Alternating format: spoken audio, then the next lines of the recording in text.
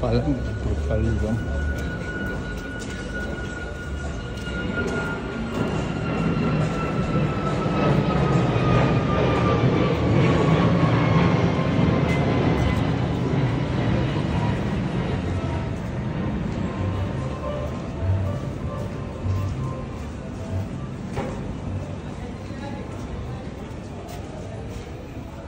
Сега влизаме в андерграунда.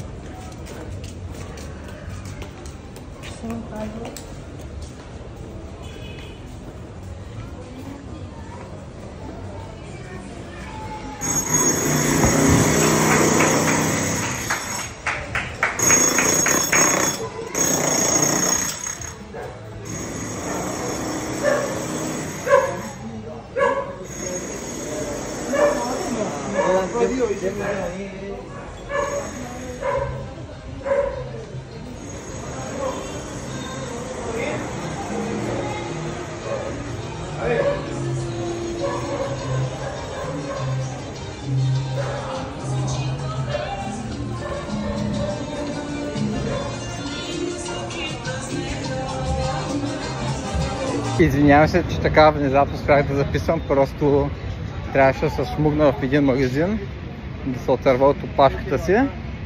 Няколко човека почнаха да ме преследват, мислеха, че сигурно ще имам парички, искат да вземат.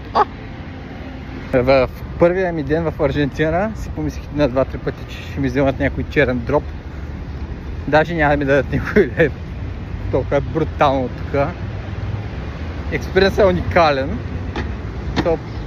Препоръчвам, но просто нямате топки за такива неща, вървете по 2-3. Чао!